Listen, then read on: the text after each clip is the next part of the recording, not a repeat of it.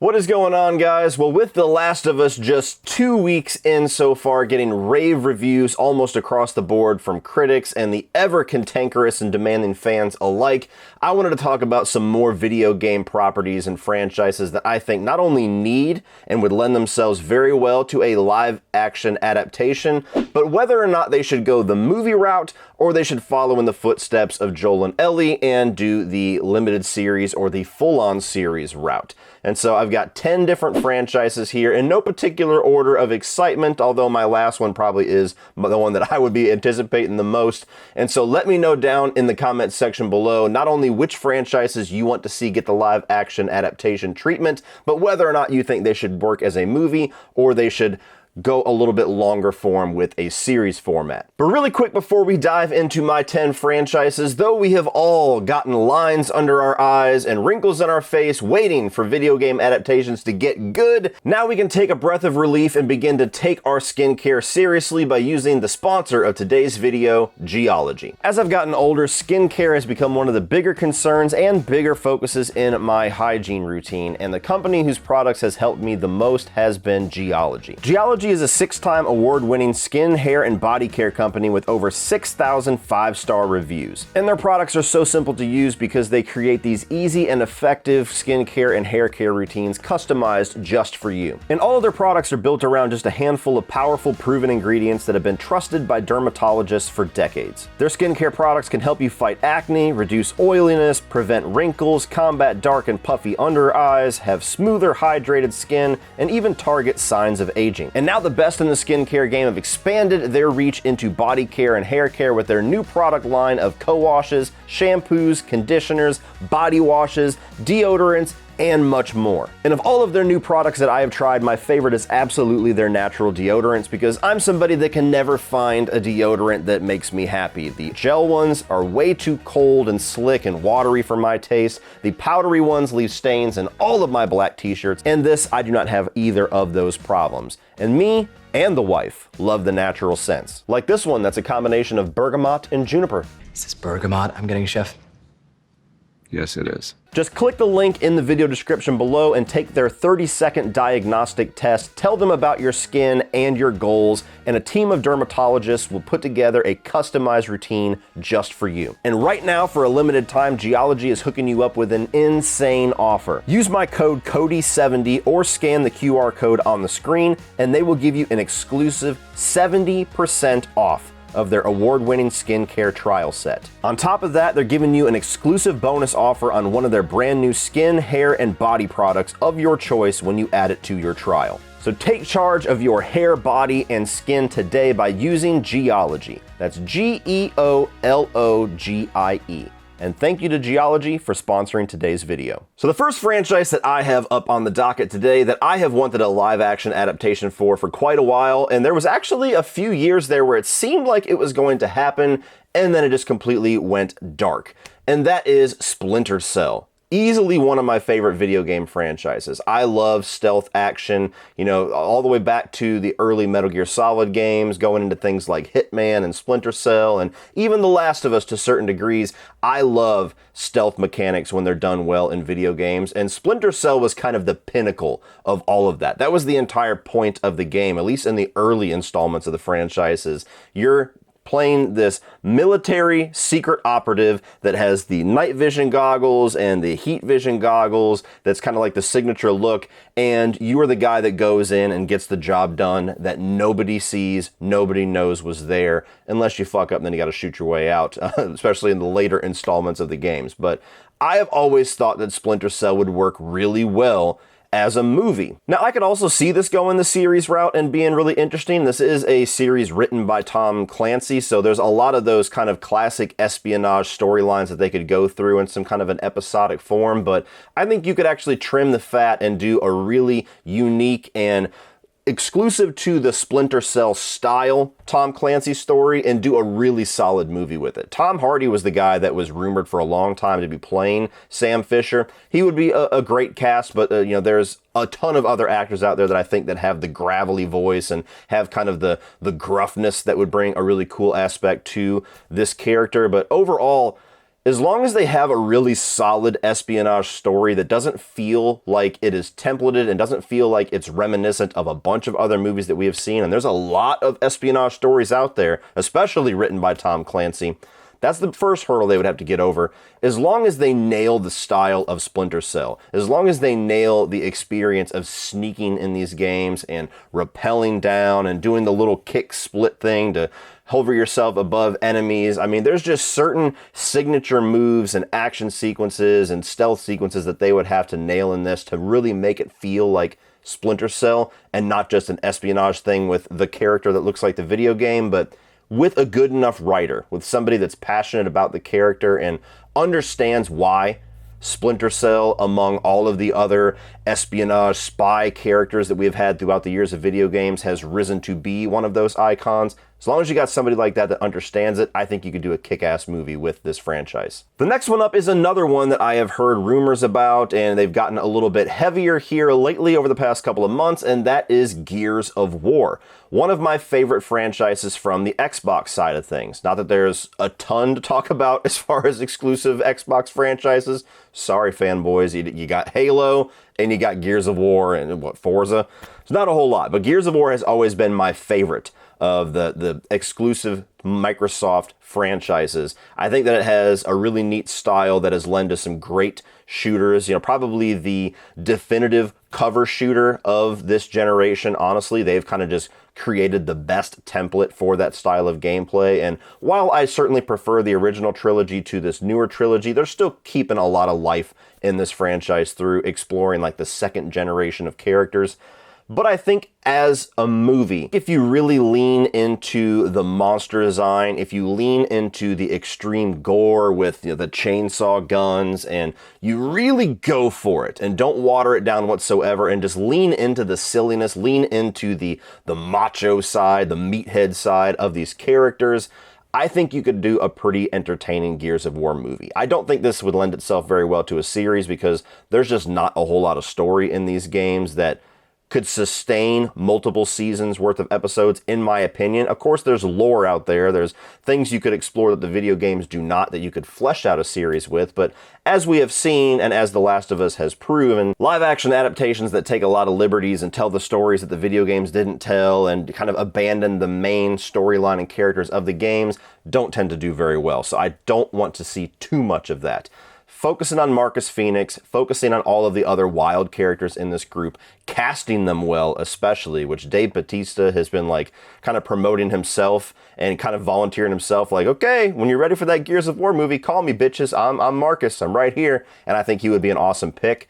As long as they really lean into and understand the cheesiness and the campiness and the corniness of this while going balls out with the violence and the horror side of things, this could be unique enough. You know, there's a lot of things about the Gears of War story template where you have these marine macho people going against this alien menace that we've seen a dozen different times in movies. I mean, Aliens being probably the primary example, that they would have to do something really stylistically different to make this stand out and not just feel like, oh, it's aliens with meatheads. Number 3 is one that some people are going to be like, yes, I totally agree, and other people are going to be like, I'm sick of them trying, they have broken my heart too many times, I don't care anymore. And that is Resident Evil. Now, Resident Evil is my favorite video game franchise. This is the franchise that I get the most pumped and excited about when they have a new installment. It's the characters that I find myself having the most deep-seated love for as far as when they show up in a newer game or when there's rumors that they might be in the next game or you get a remake like Resident Evil 4 coming out here in a couple of months. And this has been the most heartbreaking franchise to see how many times they have completely fucked up the adaptation for. I mean, look, I can have fun, and I have given a passable enough review to pretty much every adaptation we have gotten of the Resident Evil franchise, from the movie franchise, the Paul W.S. Anderson franchise, to Welcome to Raccoon City, to even the Netflix series that everybody fucking hated. I've gotten enough entertainment out of them to where I haven't been so offended, but it's been asinine how much they have just gone around their ass to get to their elbow to try to adapt a series of stories and characters that are so simple and ridiculous and stupid that it's pretty much right there for you. It should be the easiest video game to adapt. And it seems like it has been the most painstakingly difficult thing to adapt. You get the Paul W.S. Anderson franchise that has just been all over the place. I mean, fun action, I think some of those movies are better than others, but I can have guilty pleasure fun with them. That is absolutely a guilty pleasure franchise, but that is just the Milla Jovovich show with some Resident Evil shit wrapped around her. Resident Evil Welcome to Raccoon City almost got there. They leaned fully into the fan service, and so the fans like me had a lot of things in there to like, but then they also completely botched other things in the movie that were absolutely offensive to the fans, namely the portrayal of Leon. And so that didn't completely work, although I had fun with it.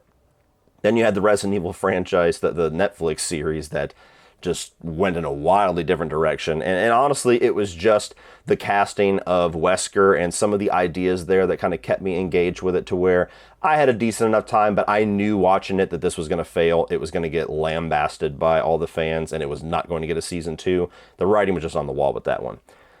But I do think the series route was the route to go. That is the route that I would take. I've talked about this with my buddy CP numerous times in lives, where you do season 1 based off of the first game. You introduce the stars, you introduce how Raccoon City and how the stars work in that police kind of environment, and then you also like introduce a little bit of maybe teasing how the outbreak happened at the actual mansion, and at the end of the first episode is them arriving at the mansion and opening up the doors. And the rest of that season is just some of the more visual elements, some of the more iconic elements of that video game, even the corny ones, and you just go off with these different characters to where you have Chris doing his thing, you have Jill doing her thing, you have the side characters that we interact with in that game, you have Wesker, and you go through, it can even be like a 6-episode season. It doesn't have to be a full, fleshed out, full-length season. You could do 5-6 episodes, nail all the storyline, nail some of the big set pieces like with the spider and the shark, and just really capture that terrifying experience that you had playing that video game for the first time.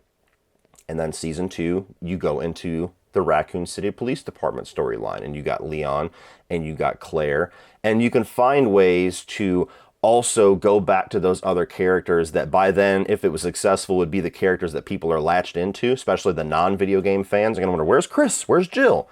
You could find ways to go back to them and show what they're doing while the season 2 is going on, and you can have the season 3 be Resident Evil Code Veronica. I mean, you could incorporate the Nemesis into season 2, or you could have the Raccoon Police thing go over 2 seasons. However you want to do it, there's a ton of different ways that you could go about it, but the series route is the best way to do it because they have proven, 7 or 8 times at this point, that movies aren't the best route to adapt this material because you have to cut so much stuff that you either have to fully adapt a brand new story that makes sense in a 2-hour runtime, or you have to go fully into just, look how cool these things are from the video game, but we don't really have that great of a story because we had to chop everything out, and then you please nobody.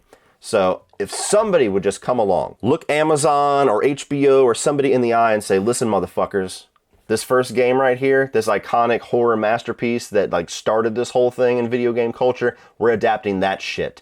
This is the script. You game? Yeah, we're game. Next up is BIOSHOCK. And while this is a franchise and even the original game that has never really been one of my favorites, I enjoy it. I get some of the appeal to it. I do think that the world building and the core storyline of the first game especially, and just the visual possibilities of if you had a high budget with a really visually strong director, like I think Gore Verbinski was at one point kind of talking about doing BIOSHOCK, and he would be a perfect choice for something like this, or a Zack Snyder, somebody that visually is really strong with their storytelling. You could do a really solid movie with BIOSHOCK. And this is one of the few examples on this list that I actually think would lend itself to a limited series just as well. And maybe even better as far as kind of fleshing out more of the world of Rapture. But this is the one that I think has the most potential visually of any of the other video games I'm going to be talking about, because just the visual whenever you first get into the underwater world and it opens up and you see Rapture and you're in that little submarine, like even back in the PS2, PS3, whenever this came out days, and you saw that for the first time, it was like, holy shit. I can't wait to fuck around in this place. And it would have that same type of magic in a live action adaptation if they put the level of production value into it that it deserved. Of course, a lot of it would be computer generated, but they could also impress you with some underwater stuff. I mean, to me, that alone gives so much promise to this being a really cool and very unique live action story to tell. But then you also have a very simple, solid story that makes me lean more towards a movie adaptation, where you have the main character and you have the guy that's talking to him in the radio and, hey, would you kindly go and do this? And he's setting up all this intrigue and setting up this other guy, the Ryan character, as the main villain and this evil guy. And then that twist happens and suddenly you realize you killed the guy that's kind of a dick, but not necessarily the evil one. And you've been a puppet on a string for the guy that is the actual villain. I mean, that would be a really solid 2.5 hour movie, I think. So as long as they got a visually strong director, that is the linchpin, that is the key, that can have access to a budget to put the production value that a world like this deserves, BioShock could be one of the best, if not the best, video game movie that could totally transcend what you thought could be done from a video game adaptation. Next up is Far Cry, and this is another one that, yes, we have gotten the Uwe Boll version. I've never watched it, I don't even acknowledge it, but you could do a really kick-ass little mid-level action film with the Far Cry template. And I think Far Cry 3 would be the best story to take into a movie. I mean, this franchise ever since 3 has kind of evolved into this, let's have a really badass, iconic villain, and then just set this regular-ass character onto this collision course with that villain. And I think the third game has done it best. I think most fans, even of the video games, would agree with that, although there are some other solid installments they could do as well. But you just have a character like Voss, and make him the full villain this time. Don't kill him off 2/3 of the way through the movie. And cast somebody, even if you're going to cast Michael Mando, which would be fucking perfect, and the video game fans would love that, and Michael Mando would love that. Cast Voss with somebody really charismatic, and then have this really solid protagonist with an actor that you like, that is dropped in, and all of his friends and his brothers have been taken in by this terrorist organization while they were in vacation.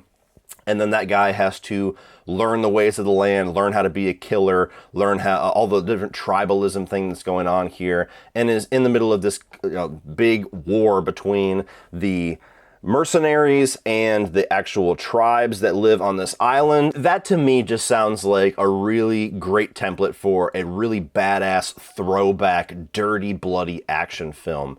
And I don't think it would be that hard to adapt. I mean, there's not like you have to have these amazing action set pieces that are right from the game and you got to figure out how you're going to put the production value into that like an Uncharted movie. You could just have some badass shooting, some badass explosions, some good hand-to-hand combat in there, like take a John Wick flavor, take a little bit of Liam Neeson and some of the better movies there, and just make a really solid action film. And this thing could not only be really good in theaters, but it could also be a badass little movie that's released on a streaming service. So Far Cry is another one that I actually think is the third game, especially, is just handmade. It's a gift package. Just make this and put more character work into it, and you have a badass action film. Now here's a video game that I don't think enough people have talked about the possibilities of making a really solid movie out of, and that is Dishonored. Kind of a newer franchise. We've only had 2 main installments for it, and so it's not as popular, it's not as big as probably any of the other examples that I have on this list, but both of those games I thought were awesome, and I thought that the world building and just the style and some of the lore of that world was so intriguing and unique that I loved playing them, and I've played both of those games numerous times.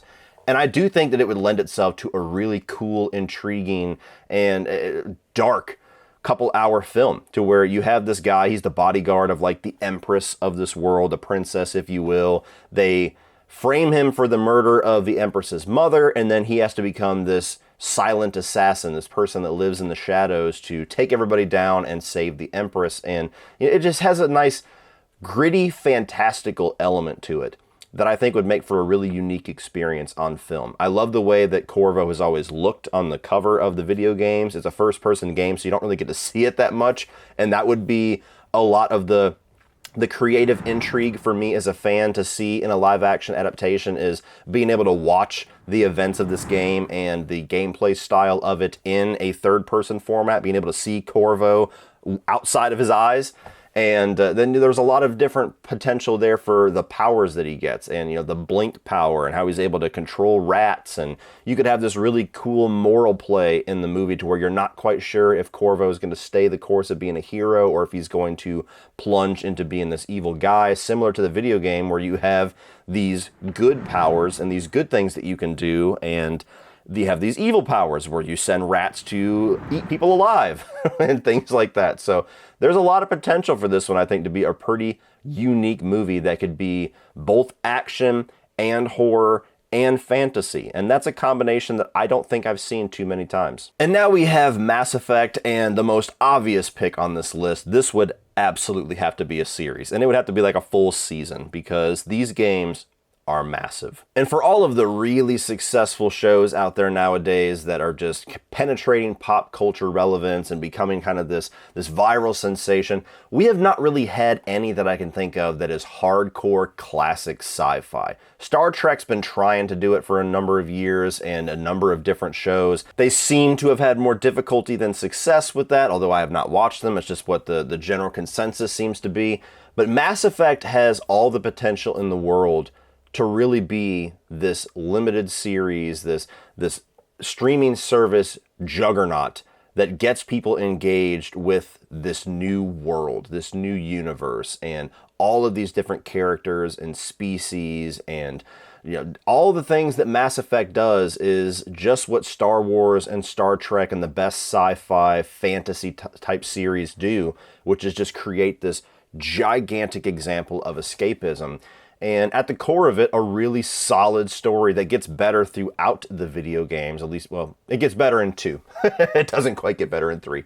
To where you have this guy who is essentially like this super agent for the universe. He gets promoted to be a Spectre, and now he's like the universe police. And so he has to go on this mission and interact with all these different races of aliens in these different worlds and find allies and find enemies and all unite people against this common threat.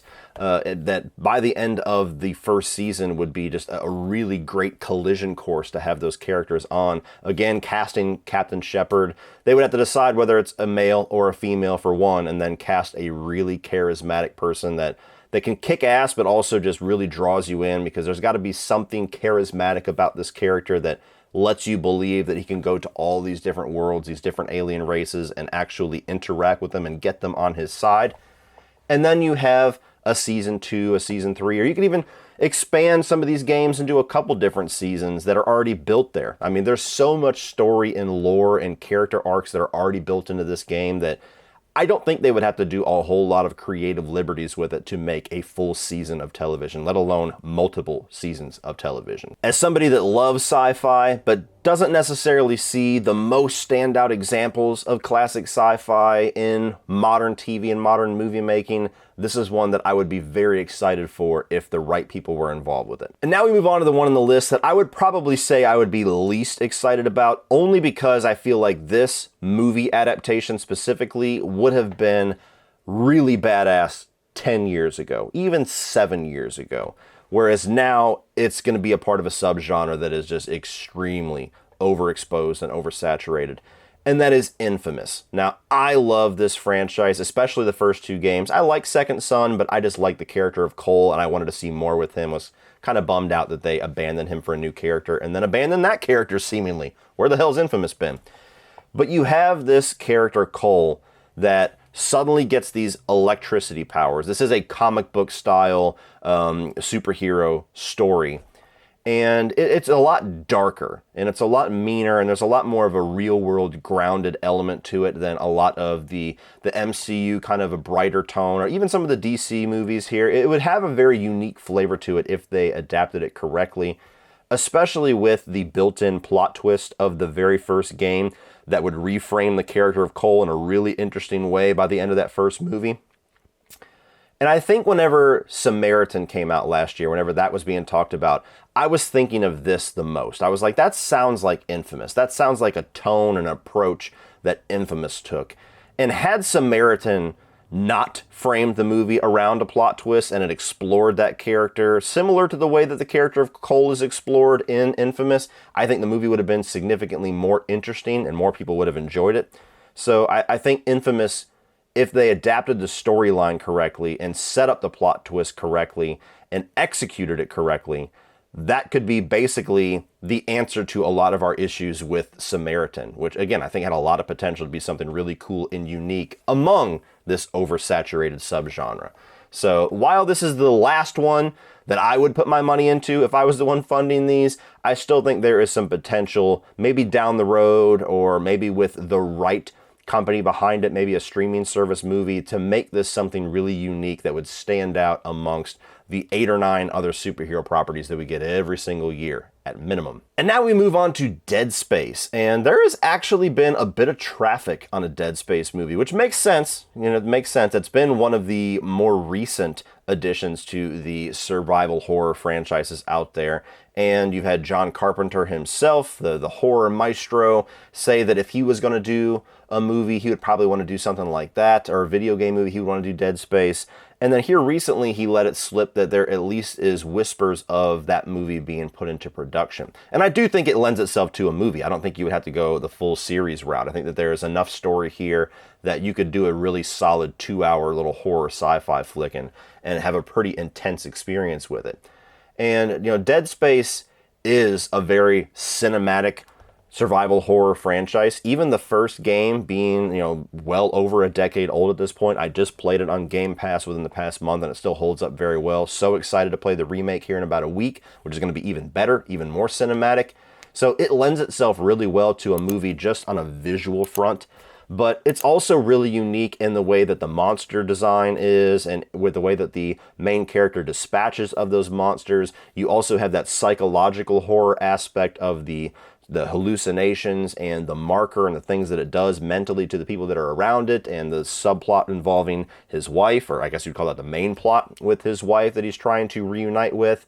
And there's a lot of potential to adapt that story directly and maybe flesh out the side characters a bit more, because it's mostly gameplay sequences like most survival horror games are, and tell a little bit more of a narrative-focused version of that first story with the Ishimura that could lend itself to a really kick-ass movie. And then, yet again, like all the other examples here, if it succeeds, well, then you just have a bigger and badder example to take all the notes from for your second film.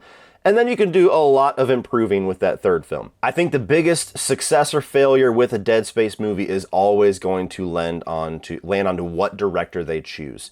And it's got to be somebody that understands the video game, that understands the survival horror aesthetic that it goes for, that understands the character of Isaac and where he eventually kind of evolves throughout the series, and somebody that can deliver scares that genuinely get under your skin, and, you know, sound design and visuals and things that will get under your skin, that's going to set an atmosphere and a tone to make this thing just leave you on the edge of your seat as you're going through these corridors or doing whatever Isaac is doing, and you're forced to stick right there with him, not knowing what is around each corner.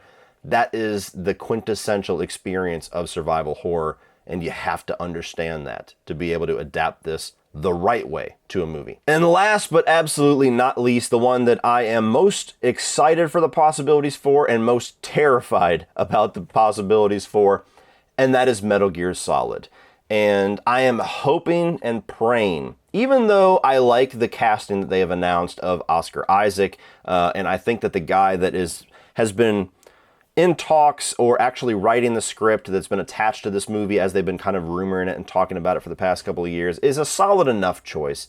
I really hope with the success of The Last of Us that they pump the brakes on this movie adaptation, because Metal Gear Solid should never be a movie. It should never even try to be a movie. The only way that you could do this series any form of justice is with a series. There is so much story and so much lore and so much espionage and real world tie-ins with military and politics and all the different just really deep elements that are even just in the first game, and it only gets crazier and bigger and grander from there. All of those elements, you would have to abandon 3/4 of them to even get a 3-hour movie that halfway makes sense. And there's, even if you're just going to get rid of all of that extra stuff, if you're going to take a lot of the extra cutscenes and the lore and the espionage and the politics and everything out of it and just go surface value, just face value story, super spy against all these other badass dudes on this island that are trying to launch a nuke, even that, there's way too many set pieces, there's way too many boss battles and character interactions and twists and turns and even just the conversations on the codec that you would have to have a good amount of them to make the story make sense. There's still too much of that to do even a 3-hour movie that would make any coherent sense or be satisfying to the fans and satisfying to people that don't know what the fuck Metal Gear Solid is. So I really hope that they pump the brakes and kind of reassess what they're doing after the success of The Last of Us, because I have zero faith in any movie adaptation of Metal Gear Solid. And the trick also becomes, which again adds even more to my point of not being able to do it in a movie's runtime, that they would probably start with the original Metal Gear Solid. I don't think they would start with the storyline of the first 2 Metal Gear games that were on the original Nintendo. But you would have to tell that story. You would have to fill the audience in with that story and with the events of that story, either through flashbacks or through conversations or something, which the original Metal Gear Solid does kind of. You know, I never played the original 2 games and I always followed it enough, but I definitely had to kind of do my own research and learn about those storylines elsewhere to fully get it. And so there's just no possible way. There's no possible way to do all of that within a movie's runtime. And I don't necessarily think that there would have to be a ton of production value to where you have to really create this world. I mean, most of this game is in the snow, it's in warehouses, it's in military bases, so you could have 2 or 3 settings that you could probably film most of this series with and not have to really do a whole lot to it aside from cover it in snow and bring in a tank and bring in a helicopter and a couple other things for big action sequences. That's where most of your production budget would go.